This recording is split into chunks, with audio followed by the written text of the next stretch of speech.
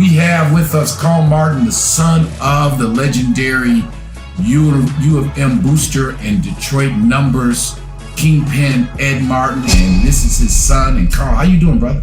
I'm doing great, Courtney. I'm privileged to be here, brother. And I wanted to say that I love your platform. I'm a fan of it. I view it. Your content is great, man. So keep up the good work there. And I hope I can contribute to that. Oh, no, you will. You know, we've been talking about this. Me and Carl have come from the same a bunch of similarities in background and peer group.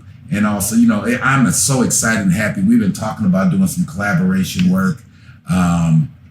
Because if you guys don't know, to cut to the chase, so we're going to start going into, this is Carl's book, The Booster. It is available at booster.net. It's also available at Amazon and Amazon Audible, right? Yes, correct.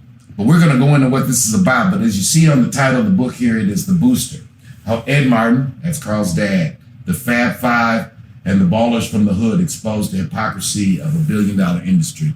It is an awesome read. You definitely got to. Obviously, we're going to be doing some things to really unpack because there's no way in one sit down or one post we could even begin to. But we want to just kind of start from kind of the beginning. So because there's two parts I think, you know, in your story that are just really fascinating.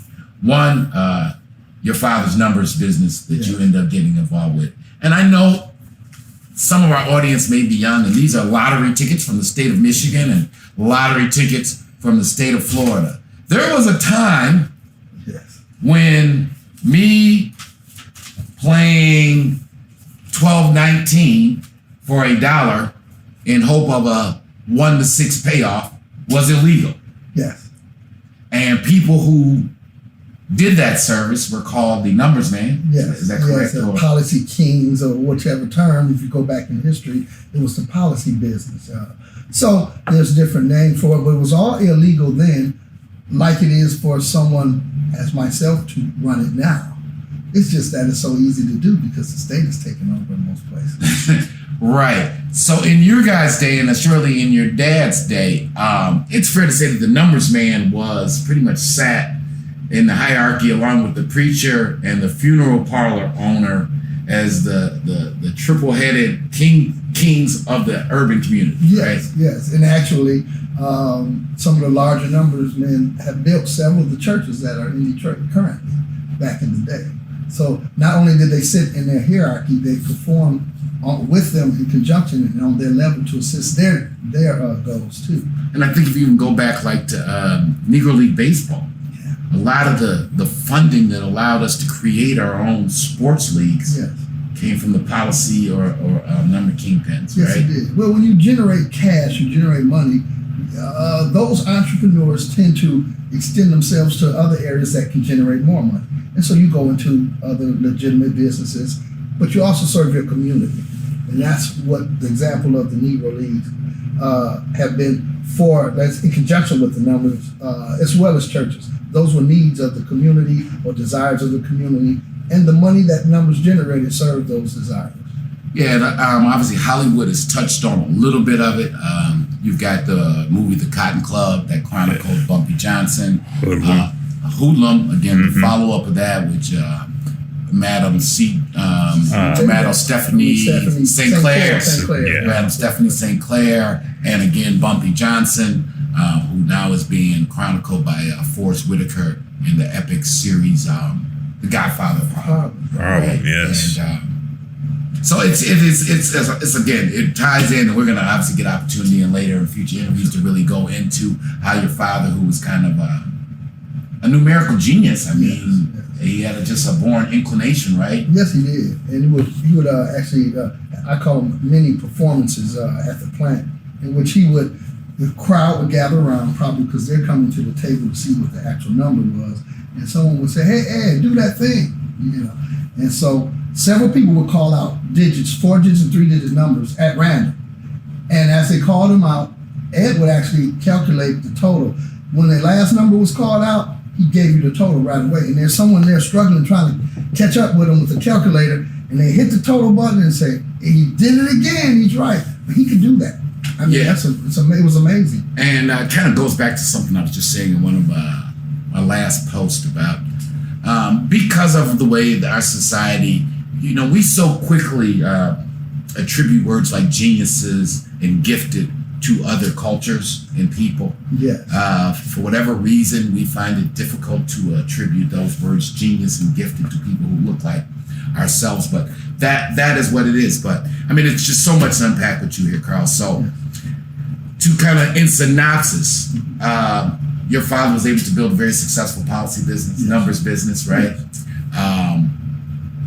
And what led to you guys is becoming infamous, notorious, famous. Even though I laugh because, again, we come from a similar background. There was, to say it was a secret that your dad was a big numbers man is a joke. Because secret, if that's a secret, that's. And how can you serve hundreds or even thousands of people, let's say, in a public arena like the plant, and it be a secret that you're doing so? So no. And then later, to say it was a secret that your father was involved with, because there's some people who are still really, really public today, that your story crosses paths, and we're going to get into that. It wasn't a secret that your father was supporting people like, let's put it out there, Chris Webber, Jalen Rose, right, Robert Trailer, Tractor Trailer, Motown, and there's many others. Especially considering he supported the Southwestern basketball program for years, and he was their uncle, big brother type of person, mentor. So yeah, it's dozens of people that he actually helped, and not all were males. There's some women who were ballers. He helped them too. Well, when you guys did the kind of private book release a couple years ago, what really impressed me was a lot of the guys who played on the Southwestern team who did not go on to be the Anderson Hunts to go pro, the Jalen Rose, all the people that were in your dad's orbit. But the players who were at the end of the bench who spoke about that your father treated, whether you were Jalen Rose or or damn near the water boy, if you were a part of the Southwestern family, he looked out for Southwestern. He didn't just look out for Southwestern's blue chip players. Absolutely, because his goal was to help his and our and their community.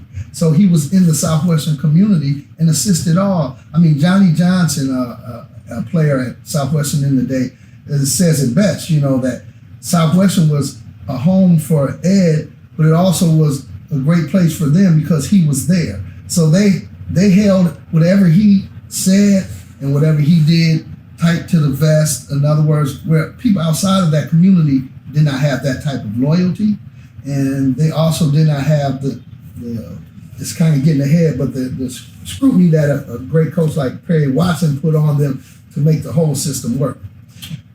I want to add one thing. Ed is extremely generous. So Perry had to make sure that he didn't go too far, too fast with the players because they had to earn what they got. So he had a balance there. So Southwestern was a great environment for them, but it was good for Ed too.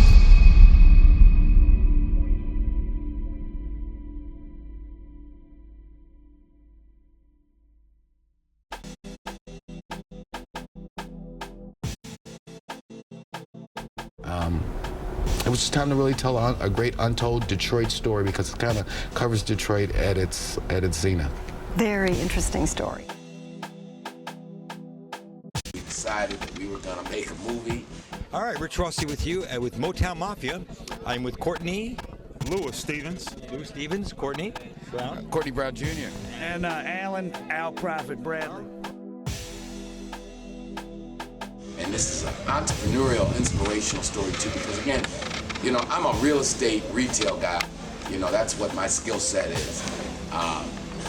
But I'm a businessman, so I was like, we're gonna do it. Sometimes when you got a dream, you won't have all the answers on how you're gonna do what you're gonna do. What made this one unique was not so much the crime, but the intertwining with Detroit's history and the Motown era and kind of the economic decline of Detroit. And it's really the story of a family. And from some perspectives, it has a happy ending, like you said. For others, it didn't have a happy ending. Right.